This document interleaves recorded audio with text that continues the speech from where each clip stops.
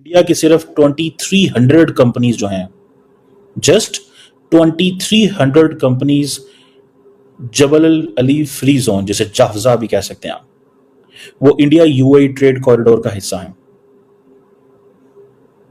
ये जो तकरीबन 23 कंपनीज हैं, they carry about 87% of UAE India trade. बहरहाल अगर हम प्राइम मिनिस्टर मोदी की बात करें तो गल्फ कंट्रीज को लेकर डेफिनेटली उन्होंने बहुत काम किया है और यही वजह है कि एक लाख आप कहिए कि जी मुसलमानों के दुश्मन हैं तो कभी कुछ और कभी कुछ चलता रहता है, लेकिन बहरहाल गल्फ कंट्रीज के साथ उनके रिलेशंस जो है हमें बेहतर होते हुए दिखाई देते हैं। अभी ये जो दुबई में अभी मेरे दो तीन दोस्त जा रहे थे, हाँ। वो लोग गए, 2-3 बंदे थे। अच्छा। और उन्हें उधर फिर वीजा नहीं मिला पाकिस्तानियों को, हाँ। क्योंकि पाकिस्तानी उधर भीख मांगते हैं। हाँ। हर जगह उन लोगों को एक तो पाउडर पीते हैं, एक भीख मांगते हैं, दूसरे खाना काबा के बाहर भी ये पाकिस्तानी लोग भीख मांगते हैं। इंडिया क्या कर रहा है कि इंडिया के जो कंपनीज हैं, इंडिया के जो इंडिविजुअल्स हैं, वो एक स्ट्रेटेजिक इंफ्रास्ट्रक्चर बिल्ड कर रहे हैं कंपनीज का, बिजनेसेस का, और जो लीडरशिप है दोनों साइड्स पे वो अपने बिजनेसमैन को फायदे दे रही है।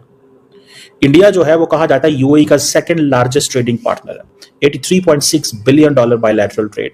भारत और सऊदी अरेबिया के बीच रिलेशंस का एक न्यू चैप्टर कहा जा रहा है।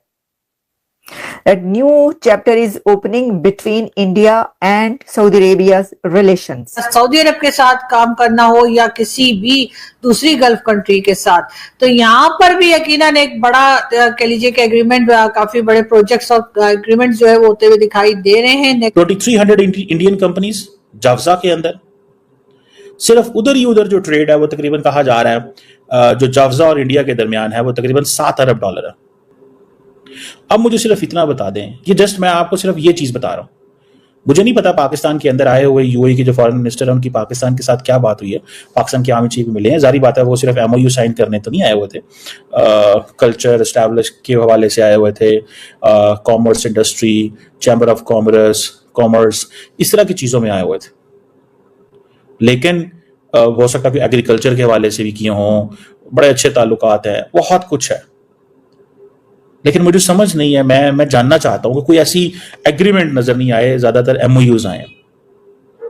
इंडिया क्या कर रहा है कि इंडिया के जो कंपनीज हैं, इंडिया के जो इंडिविजुअल्स हैं, वो एक स्ट्रेटेजिक इंफ्रास्ट्रक्चर बिल्ड कर रहे हैं कंपनीज का, बिजनेसेस का, और जो लीडरशिप है दोनों साइड्स पे वो अपने बिजनेसमैन को फायदे दे रही है। इंडिया जो है वो कहा जाता है यूएई का सेकंड लार्जेस्ट ट्रेडिंग पार्टनर है, $83.6 billion bilateral trade for the year 23-24। Target is $100 billion. Non-oil trade, non-oil. India and UAE have eliminated 90% of the tariffs on goods. 90% tariffs. अभी तो पोजीशन ये है ना कि पाकिस्तान जो चीजें इंडिया से आनी होती हैं वो यूएई से हमें आती हैं, यूएई का मिडल मैन वो पैसे कमा जाता। और जो जबल अल अली है, जबल अल अली, अब आप इसी से अंदाजा लगा लें जो फ्री जोन है वो कितनी बड़ी चीज बन चुकी हुई है। 2300 इंडियन कंपनीज जाफजा के अंदर, सिर्फ उधर ही उधर जो ट्रेड है वो तकरीबन कहा जा रहा है जो जाफजा और इंडिया के दरमियान है वो तकरीबन $7 अरब है।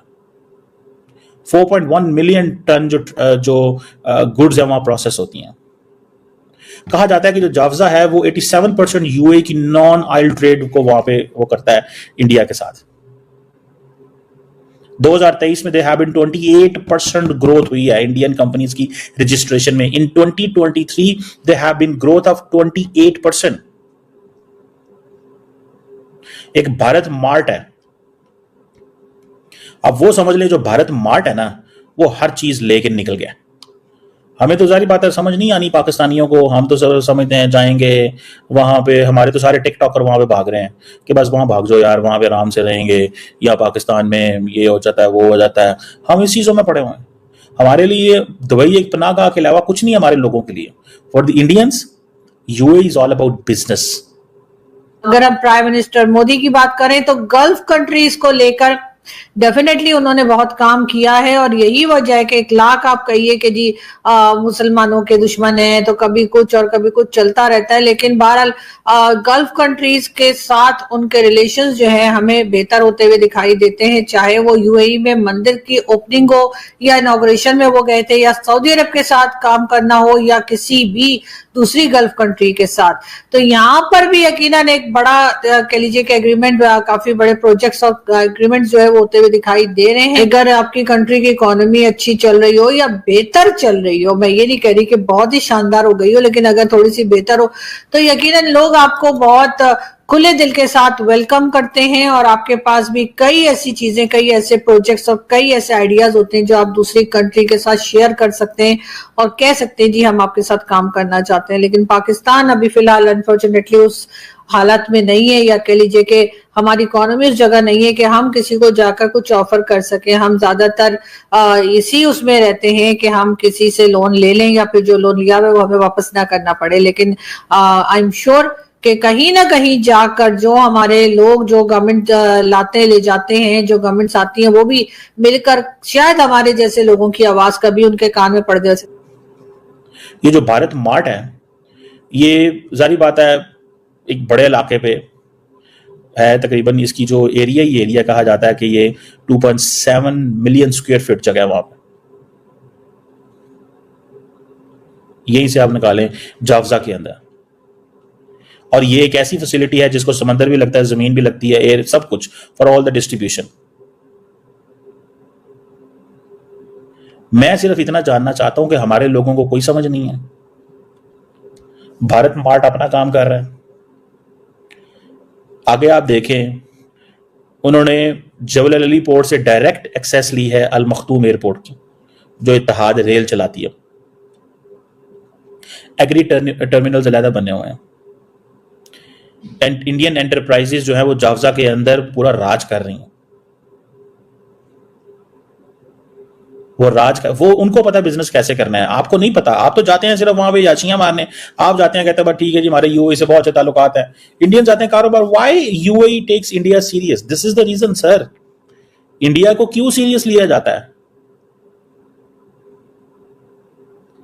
मुझे एक बात बताएं, ये जो 2300 कंपनीज यूएई के अंदर, ये जो जाफजा के अंदर जबल अली फ्री जोन के अंदर बैठी हुई हैं, आपको क्या ख्याल है वहां पे टैक्स बेनिफिट है कि 90% जो चीजों के ऊपर जो है वो टैरिफ्स खत्म कर दिए गए? नहीं। याद रखें, the most important thing for any businessman, for any investor is clarity of the vision.